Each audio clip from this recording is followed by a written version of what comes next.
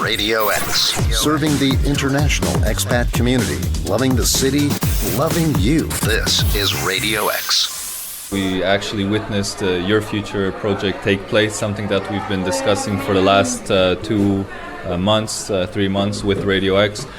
It was a huge success. We had 450 young people come out. 450? That's right, yeah. We had a volunteer force driving this project of over 100 people, including 20 people from the organizing committee, 44 CV assessors volunteering their free time on a Saturday morning. We had 50 student volunteers come out. We had speakers, volunteer workshop leaders. We had just a whole, mass of people who believed in this project and were dedicating their free time in order to help tackle youth unemployment in Belgium and in Brussels particularly, which is quite inspiring for me. It allows me to know that I think we've done a good job. We've delivered on what we promised, which was to help young people in these difficult times, and we did it as volunteers, taking action really from the grassroots. And in my opinion, therefore, the project was a success, and we're looking forward to helping more young people into the next one. I also have standing beside me Larry Moffett, who's the Vice President of the European Young Innovators Forum, and you were a participant on the day with the Your Future event? Yes, I was. It was the third time that I participated, and I was really glad to do it. I think Kamil has done a fantastic job, he and his team. My organization, which tries to help young people in Europe to be innovative and develop their own projects, we completely share the objectives of Kamil and his event. So I was happy to participate once as a speaker and now twice as a CV assessor.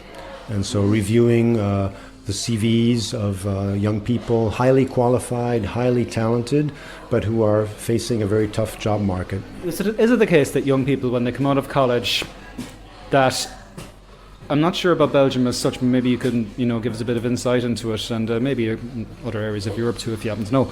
But is it that young people, when they come out of college, they really don't know what they want to do? They might have studied a particular course, an arts degrees especially, or maybe a particular business course, but they end up doing something different, or they don't end up tailoring their CVs correctly. Is that really the case? I believe that at least the CVs that I saw, I was really impressed with their qualifications, and I think that in a normal job market, in a better economic situation, they would have no problem finding a job.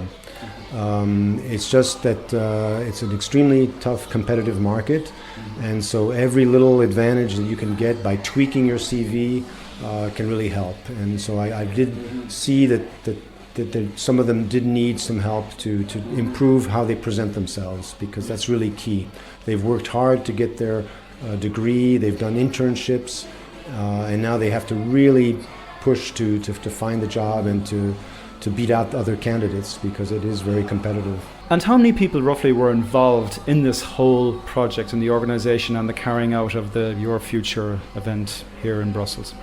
So we started with about 7 people last year to do the first Your Future in Brussels project, and it got progressively bigger and more complex, and we had 15 people participate as an organizing committee in the second one, and in the third one this time around we had 25 people from the organizing committee, which I would like to thank and just express my utmost gratitude for their work, their energy, and their enthusiasm to keep me going, because something that's really important about this event is that it's entirely volunteer driven. So these guys on the team are people who in fact work from 9 to 5, and then after a long days of work, they still somehow pick up the energy and come to our team meetings, work, do action items, draft minutes, work on agenda points, which is really, really admirable. And working with such an enthusiastic team makes me really happy, and I'm really, really glad. During the actual Your Future in Brussels weekend, in parallel to that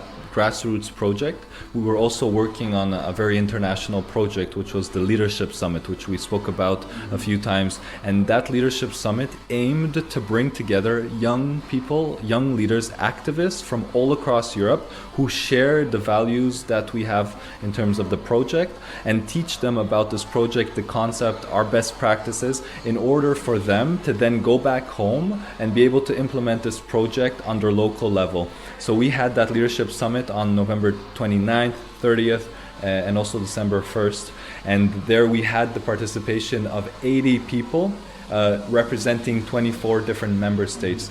Now those young guys are in touch with us, they're in touch with each other, and now they feel inspired to do what we've done, what we've achieved here in Brussels on a local level back home. And that's, I think, the key outcome for what we do in terms of on a higher level, in terms of inspiring young people to create more change on their local level. And this is what we want to achieve through this Leadership Summit, and this is what we're really looking forward to in May 2014, which is like a date that we've set during the Leadership Summit, whereby we will organize events all across Europe, many Your Future in Brussels projects, but in Copenhagen or in Rome or in Warsaw or in Milan, and we're going to do it together, working with these young people in order to create this network and to sustain our motivation and sustain the awareness on this very important issue of youth unemployment. And then in May 9th, we hope that we get the attention of the press, of politicians, of people who should be taking more action. And I hope they see that through our example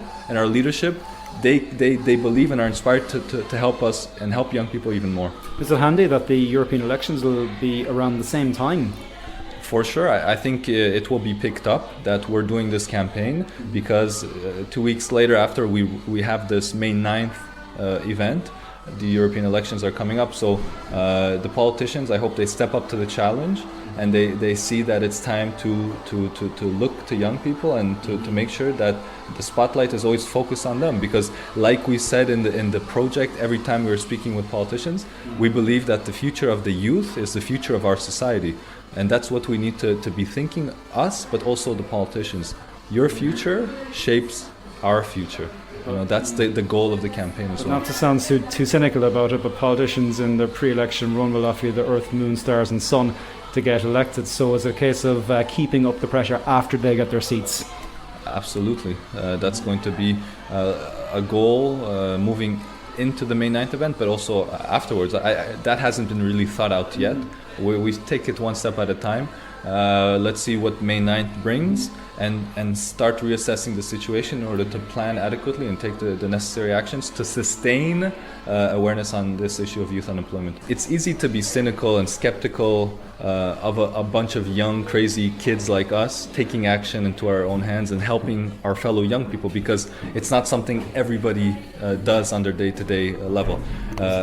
But what I would encourage you to look at is the other side of the coin, not the skeptical part, but the optimistic part, the one that says that yes, we can create change, we can make projects like the one that we've done here in Brussels all across the world and help local people suffering from the conditions of youth unemployment. And we've done it. We've shared this project because we believe in the young leaders that have come to the Leadership Summit in order to move forward. We didn't want to be skeptical that they can't do it, or they should give up, or they should just yield to the political agreements at hand, but that they can take action into their own hands. And that's what we believe. This is Radio X.